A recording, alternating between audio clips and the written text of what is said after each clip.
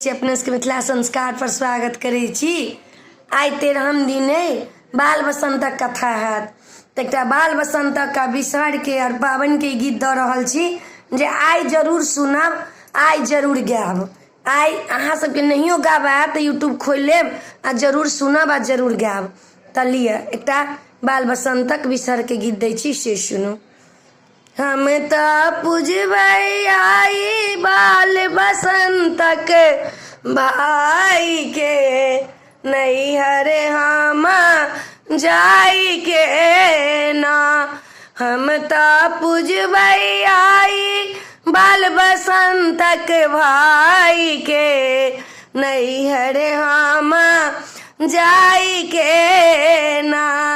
हमर भैया आज आजू एला हमरा नैहर लौका जेता। हमर भैया आजू एला हमरा नैहर लौका जेता। हम त माए बाप लग जेबै हम आई के, बाल बसंतक भाई के ना। हम त पूजबै चरना बाल बसंतक भाई के, नैहर आजू जाई के ना।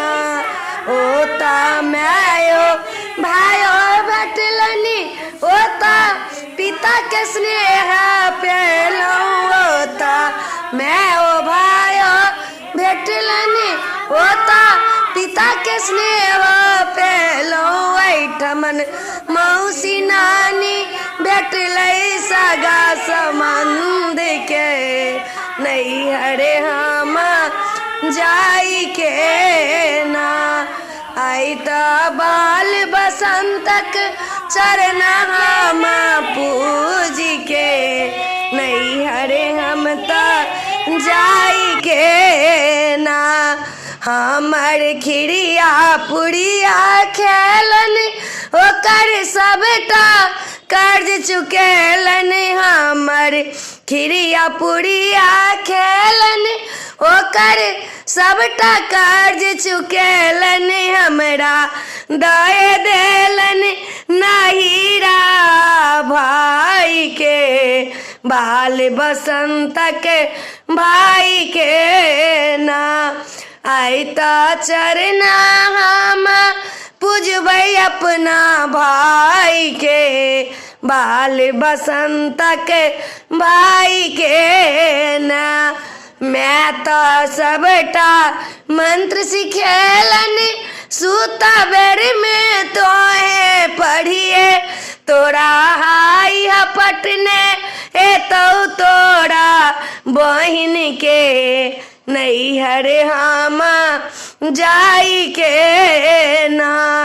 पूजबै बाल बसंतक भाई के चरण के आई के, नैहर हम जाई के ना।